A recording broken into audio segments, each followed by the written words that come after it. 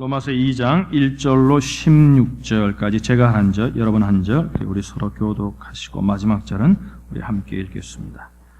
그러므로 남을 판단하는 사람아 누구를 막론하고 내가 핑계하지 못할 것은 남을 판단하는 것으로 네가 너를 정죄함이니 판단하는 네가 같은 일을 행함이니라.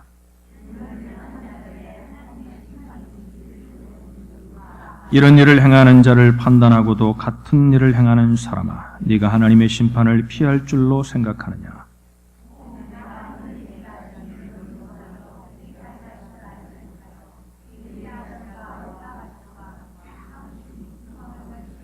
다만 내 고집과 회개하지 아니한 마음을 따라 진노의 날 곧 하나님의 의로우신 심판이 나타나는 그날에 임할 진노를 네게 쌓는도다. 참고 선을 행하여 영광과 존귀와 썩지 아니함을 구하는 자에게는 영생으로 하시고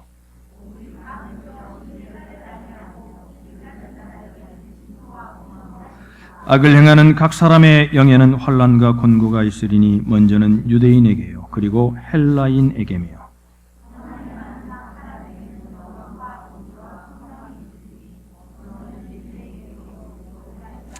이는 하나님께서 외모로 사람을 취하지 아니하심이라.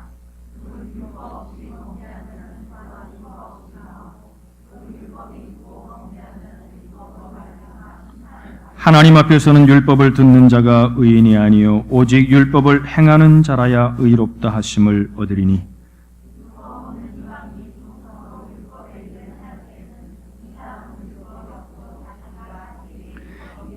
이런 이들은 그 양심이 증거가 되어 그 생각들이 서로 혹은 고발하며 혹은 변명하여 그 마음에 새긴 율법의 행위를 나타내느니라.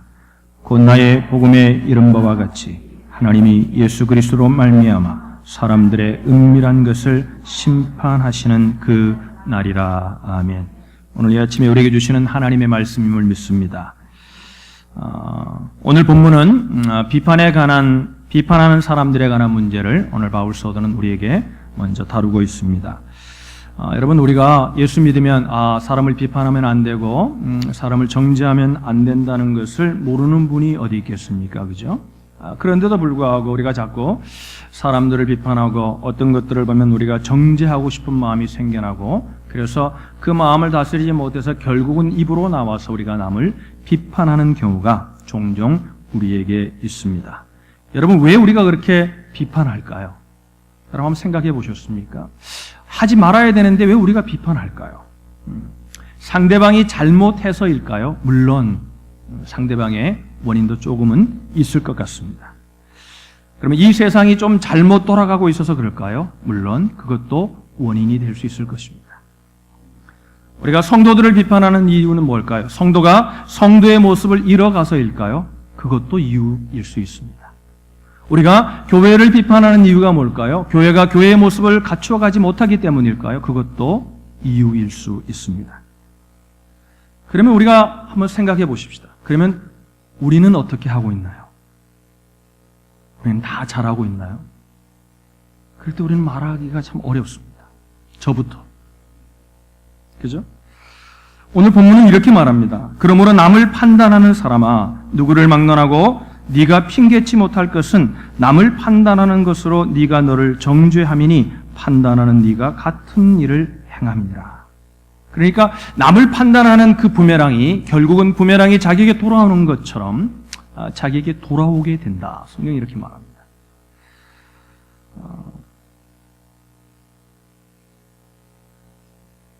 남을 판단하는 그 잣대가 결국은 나에게 들여대어진다는 거죠.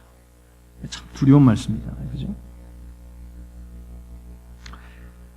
제가 말씀드리는 건 여러분, 잘못된 판단, 정죄를 말씀드리는 거지, 정당한 분별력, 우리가 분별력은 있어야 되잖아요. 나쁘고 옳고 그름은 분별력은 있어야 되는데 그걸 말하는 건 아닙니다. 우리가 잘못된 판단이라든지 남을 정죄하는 것을 성경은 오늘 말씀하고 있는 거죠.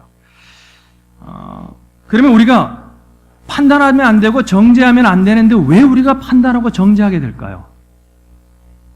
나도 그렇게 완벽하지 못하면서도 왜 우리는 남을 판단하고 정죄하게 될까요? 오늘 이 아침에 우리가 좀 심각하게 생각해 보아야 할 문제라고 생각합니다.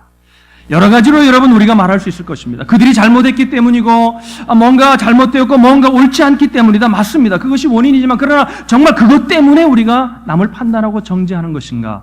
우리의 뿌리를 보면요. 성경은 이렇게 말합니다. 제 말이 아니라 성경은 뭐라고 하냐면 우리가 남을 판단하고 남을 정죄하는 이유가 뭐냐면은 그 뿌리에 자기 의가 있기 때문이라고 성경은 우리에게 말하고 있습니다. 그러니까 바리새인처럼 나는 저 세리와 같지 않습니다고 말하는 그 말 속에는 무엇이 있냐면 자기는 의로운 사람, 저보다는 낫다는 자기의 의가 있기 때문에 남을 판단하고 정죄한다. 그래서 오늘 성경은 뭐라고 말합니까? 그 판단하고 정죄하는 걸 통해서 우리가 심판을 받는데 왜 그런 거예요? 내가 의로운 사람이라고 생각하기 때문에 더 이상 하나님이 필요한 사람이 아닌 것입니다. 그래서 그것이 우리를 판단하고 그것이 우리를 정죄하게 되고 그것을 우리를 심판의 자리로 이끌게 됨을 성경은 우리에게 말하고 있다는 겁니다.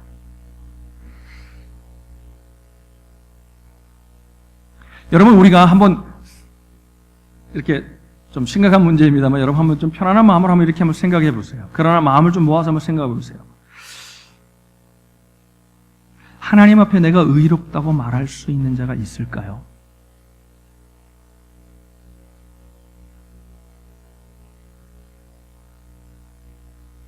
어떠세요?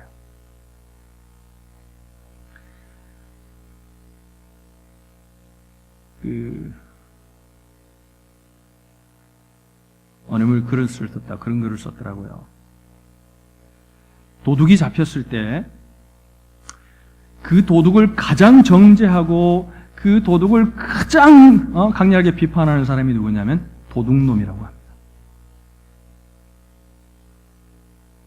희한하죠?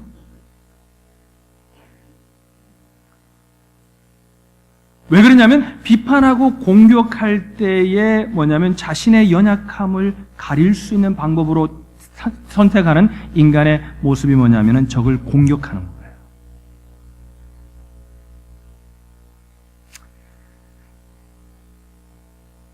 그러니까 비판적이고 그러니까 뭐예요? 내가 약해지는 것을 두려워하기 때문에 내가 죄인이고 내가 얼마나 연약한 자이고 내가 저보다 낫지 않다는 사실을 받아들이는 것이 힘들고 어렵고 그것이 또 두려움일 수 있기 때문에 사람들이 결국은 뭐 하냐면 남이 무엇인가 잘못하게 될 때 자기가 뭔가 잘난 것을 드러내기 위해서 자신의 연약함을 가리기 위해서 그것이 공격적인 것으로 나타나는 경우가 허다하다는 것입니다. 왜 자기 자신이 약해지는 것을 두려워할까요?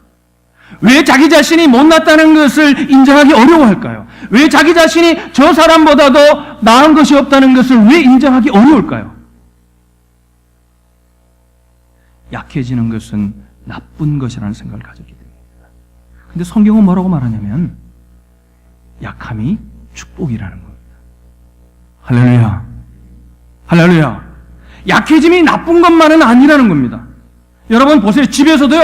아버지가 너무 강하면 어머니가 너무 강하면 애들이 굉장히 불행해집니다.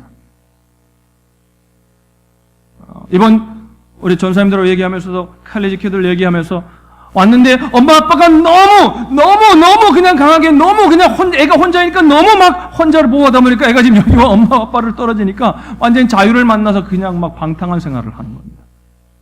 너무 힘든 겁니다.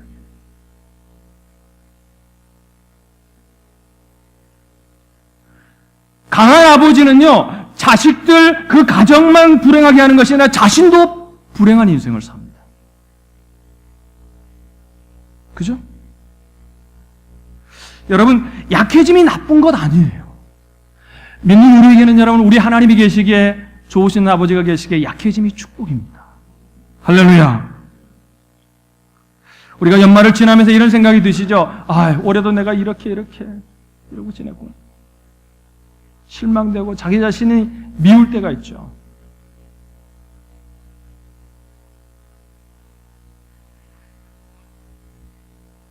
여러분 사도 바울은 하나님 앞에 다메섹 도상에서 사도행전 9장에 주님의 부르심을 받고 난 후에 바로 주님의 일을 하는 자로 쓰임받지 않았습니다. 한 14년이라는 훈련의 기간이 있었습니다. 그리고 난 후에 그가 하나님의 사람으로 하나님의 사역자가 되어서 주님의 일을 감당하고 나중에 그의 대비를 다룬 것이 바로 갈라디아서인데요. 갈라디아서에 보면은 2장 6절에 바울이 이렇게 말합니다. 유명하다는 이들 중에 본래 어떤 이들이든지 내게 상관이 없으며 하나님은 사람의 외모를 취하지 아니하시나니 저 유명한 이들은 내게 더하여 준 것이 없다. 그 유명한 자들을 누구를 말하냐면 사도들을 말하는 거예요. 이어서 11절에 보면은 게바라는 사람을 막 비판하는, 게바가 누구냐면 베드로예요. 사도 중에 으뜸이고 사도 중에 지극히 그저 높은 자이고 사도들을 이끄는 그 리더를 막 비판합니다. 이제 그저 복음을 전하기 시작한 바울이 막 그를 비판합니다. 얼마나 시퍼런 날을 가진지 몰라요. 그런데 여러분 놀라운 것은 그가 사역을 대비하고는 그렇게 막 시퍼런 날을 갈던 자가 이제 조금 세월이 꽤 지난 후에 쓴 성경이 고린도전서인데 고린도전서 19장 9절에 보면 이렇게 고백합니다. 나는 사도 중에 지극히 작은 자라. 그리고 나중에 고린도전서를 기록한 지 한 5년이 지나고 나니 에베소를 기록하면서 에베소에서는 또 뭐 이렇게 말합니다. 지금 뭐라 했어요? 고린도전서에서는 사도들과 비교해서 나는 사도 중에 지극히 작은 자라고 말한 바울이 한 5년이 지난 후에 에베소에서는 이렇게 말합니다. 모든 성도 중에 지극히 작은 자보다 더 작은 나에게 모든 성도들보다 내가 더 작은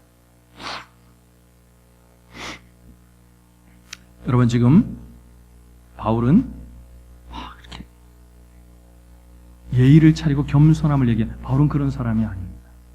자기가 있는 생각을 그대로 전하는 우리가 지난주 공부에 주도적인 성격을 가진 사람입니다. 그러다가 인생 말년에 목회서 진서인 디모데후서를 썼는데요. 거기는 뭐라고 하냐면 죄인 중에 내가 괴수다. 나는 성도가 아니다. 나는 죄인 중에 괴수다. 여러분 이런 어마어마한 바울은요 점점 주님과 함께 삶을 살면서 어떤 사람이 되어갑니까? 인생 전체를 통해 그 약함이 주는 능력을 경험한 바울은요 자기가 약하다는 것을 인정하는 것을 두려워하지 않습니다. 여러분 우리가 약할 때 주님이 강해지십니다. 할렐루야, 할렐루야. 그런데 우리가 왜 약해지는 것을 두려워하냐는 거예요. 약해진다는 것 자체가 그죠? 얼마나 축복인데.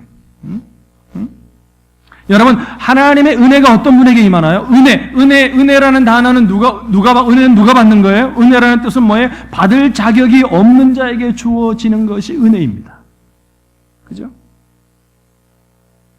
그러니까 내가 의롭다고 하는 사람에게는 하나님의 은혜가 임할 수 없는 거예요. 그래서 여러분 은혜라는 단어는 뭐예요? 함부로 쓰지 않습니다. 그죠? 부부간에도 은혜라는 단어를 쓰지 않습니다. 누구에게 써요? 사람에게는 스승의 은혜, 부모의 은혜. 그죠? 받을 자격이 없는 자가 받는 거거든요.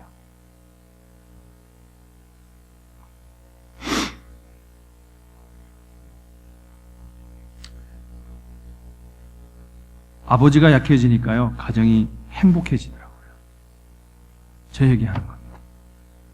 아버지가 약해져. 우리 집사람은 원래 약한 사람이니까 그죠?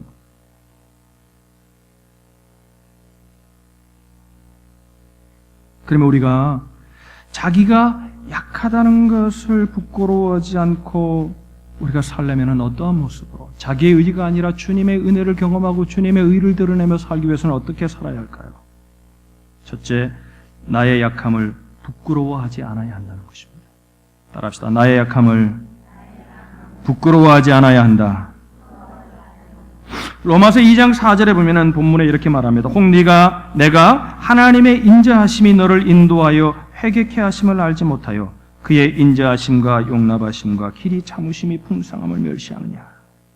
여러분 우리가 그러니까 하나님이 회개케 하신다. 바울은 그렇게 말하잖아요. 하나님이 어떨 때는 우리 마음에 성령님이 우리 마음 가운데 너 이러면 안 돼. 너 이러면 안 돼. 이거 잘못된 거야. 우리에게 막 잘못을 지적하실 때가 있습니다. 우리의 마음이. 그죠?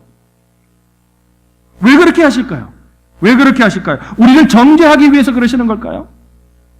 우리를 혼내기 위해서 그렇게 하시는 걸까요? 아닙니다. 성경은 그렇게 말하고 있지 않습니다. 우리에게 은혜를 베풀기 원하시는 하나님의 사인이라는 거예요. 우리가 회개하고 돌아오면 내가 연약하다는 것을 인정하고 돌아오기만 하면 주님 앞에 은혜를 받는 시간이라는 거죠. 그러니까 우리가 우리의 마음에 내가 잘못되었음이 깨달아 내가 연약함이 깨달아질 때 그것을 부인하는 것이 아니라 우리가 해야 되는 모습은 뭡니까? 주님, 저는 연약한 자입니다. 주님, 저는 죄인입니다. 주님, 제가 잘못했습니다. 주님, 저를 용서하세요. 진심으로 우리가 고백하면요, 그 시간 주님의 은혜가 임하는 겁니다. 할렐루야. 여러분, 사울보다 다윗이 전혀 낫지 않은 인생, 인간의 육신의 눈으로 보면, 도덕적인 눈으로 보면은, 여러분, 다윗이 사울보다도 더 죽일 인간입니다. 참, 다윗이 사울보다도. 그죠? 왜 그래요? 다윗은 간음하고, 그 간음하기 위해서 그 여자를 탐하기 위해서 자기의 충실한 부하까지 죽인 살인자이고, 간음하고, 그죠? 아주, 어떻게 보면 도덕이고, 살인자이잖아요. 사울이 뭐 잘못한 거란 건 여러분, 사무엘 기다리지 않고 제사 드린 것밖에 없습니다. 그죠? 근데 하나님이 이렇게 말해요. 다윗은 내 마음에 합한 자라. 왜 그런 줄 아세요? 다윗은요, 자기의 죄를 와서 선지자가 지적할 때 그 죄를 인정하고 눈물을 적시며 침상을 적시며 주님 앞에 돌아왔다는 겁니다. 할렐루야. 주님의 은혜가 그곳에 있었던 거예요.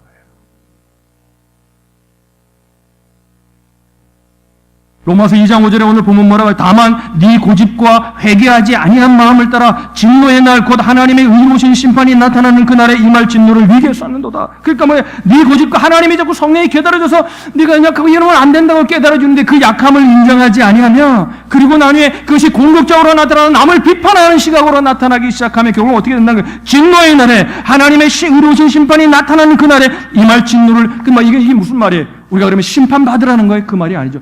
그러니까 빨리 돌아오라는 하나님의 은혜의 메시지죠. 우리가 의사가 이렇게 말합니다. 당신 이거 수술하지 않고 가만히 놔두면 이제 죽습니다. 그러는 거 뭐예요? 수술하고 살라는 말이지 수술하지 말고 죽지 말라는 말이 아니잖아요. 그렇죠?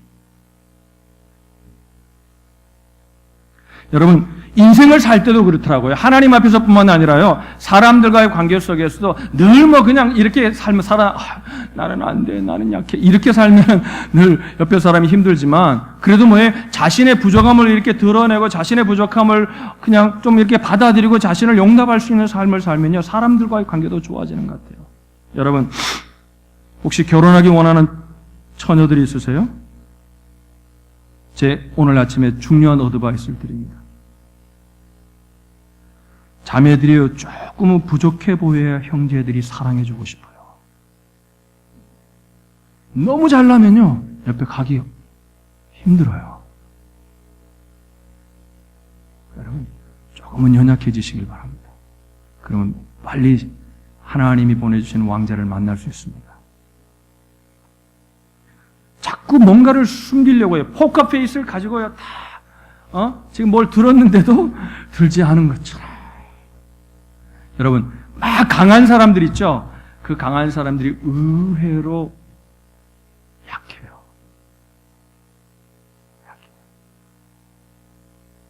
여러분, 다윗의 삶을 보면 얼마나 자연스러운지 몰라요. 우리가 잘 아는 시편 23편에서 뭐라고 해요? 여호와는 나의 목자시니 내게 부족함이 없으리로다. 할렐루야. 얼마나 자연스러워요. 내가 부족하지만 주님이 나의 목자시니까 내가 부족함이 없다는 거예요. 그러니까 자기가 약하다는 걸 인정하면요, 많은 자유함이 우리 속에 옵니다. 인생이 자연스러워집니다. 그러니까 하나님을 믿는 삶은요, 막 이렇게 뭘 안 하려고 하는 부자연스러움이 아니라 연약함을 인정하고 주님 앞에 나아가면 점점 나아지는 삶을 살기 때문에 자연스러운 삶이 됩니다. 할렐루야. 뭔가 이렇게 자기 삶이 좀 부자연스러우세요? 아직도 내려놓아야 될, 그 약함을 인정해야 될 부분이 많은 겁니다. 여러분, 여호와는 나의 목자시니 내게 부족함이 없다. 이거 복잡한 표현 아니잖아요. 간단하잖아요. 자신은 연약하다는 거예요. 주님이 내 목자니까 부족함이 없다는 거예요. 할렐루야. 오늘도 아침에 우리 대표교단의 현영민 형제가 주님 생각하면서 가만히, 여러분, 그 아무 말을 하지 않지만 그게 부자연스럽던가요? 그 주님의 은혜를 기억할 때 자연스러워지잖아요. 할렐루야. 저도 눈물이 나잖아요.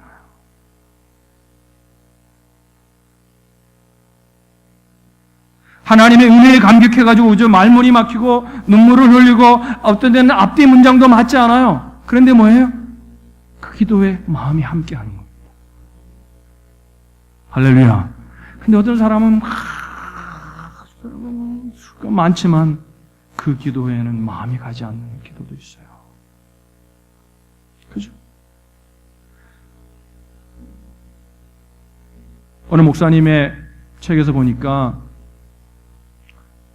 요즘 청소년들이 집회를 하면, 옛날에는 우리 청소년들, 제가 전사 생활할 때는 수련회 가면 애들이 굉장히 은혜를 사모하고, 우리는 수련회 가면 3주 전부터 모여가지고 저녁마다 모여서 애들이 기도로 준비하고 그래서 굉장한 은혜를 받았어요. 거기서 사명자들이 굉장히 많이 나오고, 저희 교회에 다닐 때 신학생이 한 70명 정도 나왔거든요. 사명자들이 굉장히 많이 나오고 있습니다.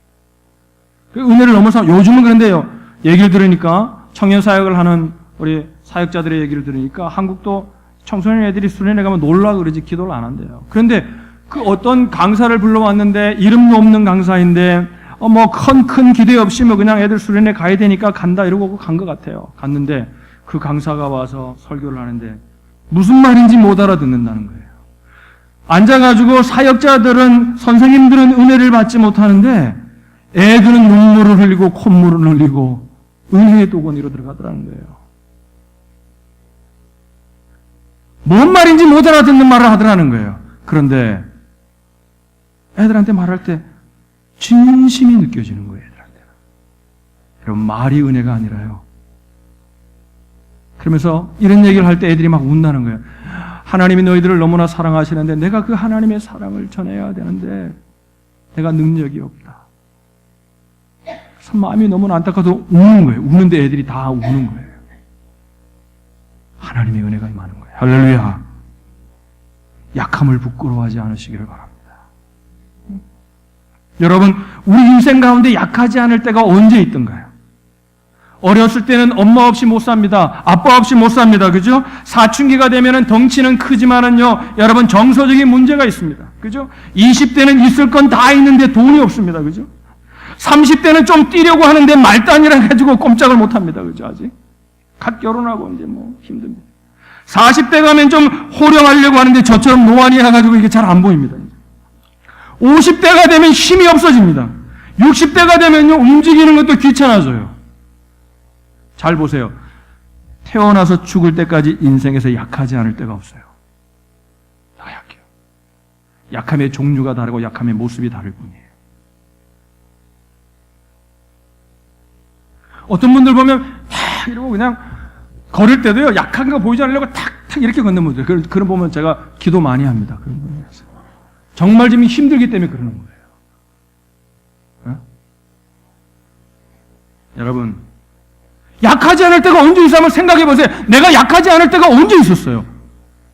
우리가 기억을 하지 못해도 기억을 더듬어가면 내가 약하지 않을 때가 없었어요. 오늘 예배를 들으면서 우리는 약함을 느껴요. 왜? 하나님의 은혜를 받아야 했는데 하나님 어떻게 하면 좋을지 모르는 그런 약함이 우리 속에 있어요. 그죠?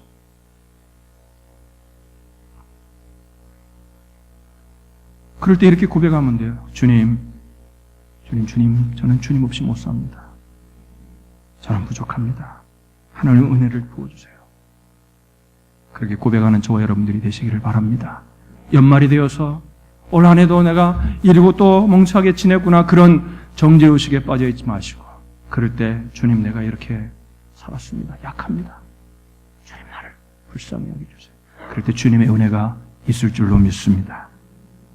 우리가 이런 삶을 살려면은 두 번째, 인생에 빈 공간이 있음을 기억하며 살아야 합니다. 하나님께서 여러분, 때로는 우리를 인생의 광야에, 제가 성지순례 가지고 광야를 보니까요, 광야는 어떤 곳이냐면요, 그냥 광야는 보기만 해도 고독해지는 곳이에요. 풀 한 폭이 없어요. 건기에는 모든 것들이 정말 풀 한 폭이, 파란 잎 하나를 보기 어려운 곳이 광야예요. 사막이 아닐 뿐이지, 정말 그냥 가 있으면 시가 절로 써지는 곳이 광야예요. 석양해질 때 되면 저절로 나도 모르게 인생이 뭔가를 생각하는 곳이 광야입니다. 하나님, 우리를 때로는 인생의 삶 가운데 크고 작은 광야로 부르실 때가 있습니다. 왜 그럴까요? 낮아지라는 거예요. 쉼이 필요하다는 거예요. 여러분, 뉴욕 맨하탄에 가면 저는 아직 한 번도 가지 못했어요. 그 센트럴 파크 있잖아요. 그냥 TV로 이렇게 많이 보는데 여러분 그걸 센트럴 파크를 보면서 그 맨하탄 그 금싸라기 같은 땅에 센트럴 파크 그 어마어마한 파크이 딱 들어가 있잖아요. 거기 땅 한 평이 아까운 것이잖아요. 그죠? 그래서 그걸 보고 이렇게 말하는 사람이 있어요.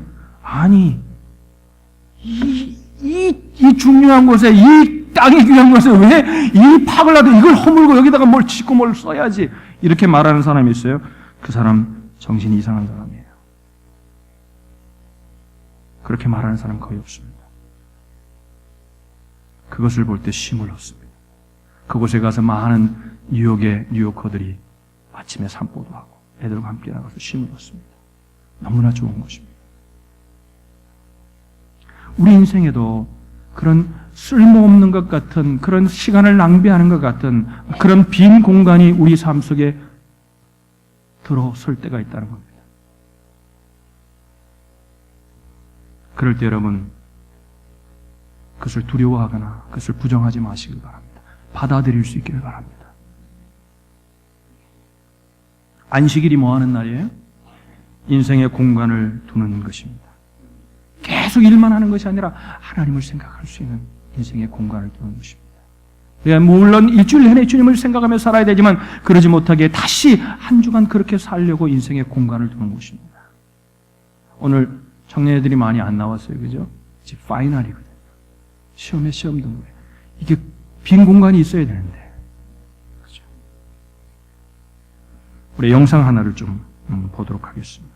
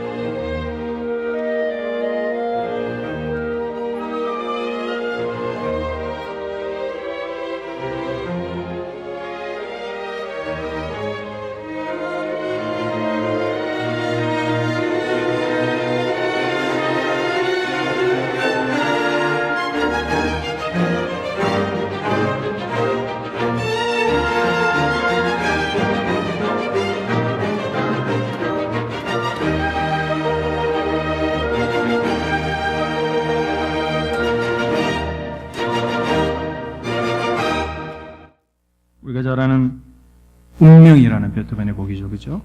여기 보면 광광광광 그리고 쉼이 있습니다. 만약 여러분 저는 이런 생각해서 이걸 보면서 이런 생각을 해서 들으면서 거기 있는 쉼이 다 없다면 이 음악이 어떤 모습일까? 상상이 되지 않습니다. 그죠? 음악에도 빈 공간이 아름다움을 만든다는 거예요.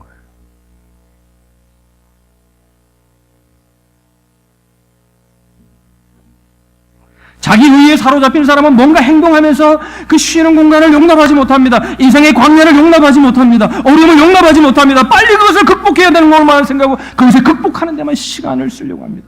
근데 여러분 그런 빈 공간 속에서 우리는 자신을 돌아볼 수 있다는 거예요.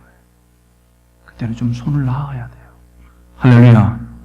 연말은 좀 뭔가 다른 사람을 생각하고 물론 아름답고 선물 사는 거 좋습니다. 그러나 여러분 이 연말 속에 우리가 이 한 해를 마무리하면서 우리에게 필요한 것은 뭐냐면은 광광광광 이렇게 인생을 살아왔지만 그 순간순간에 쉼을 가질 수 있는 시간이어야 해요. 그래야 우리는 2016년을 다시 준비할 수 있습니다. 여러분 우리는 은혜로 사는 사람들입니다. 뭘 증명할 게 있어요? 여러분 우리에게는 텅 빈 공간이 낭비가 아니에요. 고난을 당하고 어려움을 당해서 내 마음대로 인생이 되지 않아서 뭔가 시간을 낭비하는 같은 그 공간이 어려움이 아니에요. 그 빈 공간이 아름다운 음악을 만드는 것처럼 우리 인생을 아름다움으로 만들어가는 겁니다.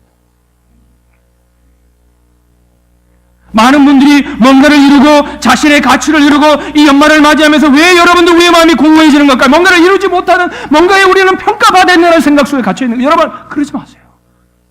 우리가 뭘 증명할 게 있어요? 은혜로 사는 사람. 물론 열심히 살지 못하는 것들을 돌아보는 것은 아름답지만 그것 때문에 우리는 낙심할 필요 없습니다. 너무 자신의 영향력에, 자신의 가치의 평가에, 자기 자신의 평가에 매달려가지고 쉼의 공간을 우리가 허용하지 못하면 그것은 아름다운 인생이 될 수 없다는 겁니다. 평생을 살면서 여러분, 우리의 원수가 누구인 줄 압니까? 자기의 의입니다. 그걸 버려야 약해짐을 두려워하지 마시길 바랍니다. 강해지려고 하지 마세요. 약함을 사랑하세요. 많은 은혜 받은 사람들의 간증문을 다 읽어보면서 나타나는 공통점이 뭐냐면요. 언제 그들이 은혜를 경험했냐면요. 약할 때였다는 거예요. 성경의 인물이다. 왜 그 약할 때 주님의 은혜를 경험할까요? 하나님의 능력이 필요하니 하나님 앞에 엎드리는 겁니다.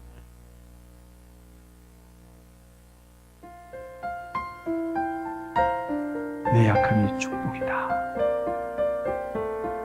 오늘 이 하나님의 음성에 귀를 기울이니 저와 여러분들이 되시기를 주님의 이름으로 축복합니다.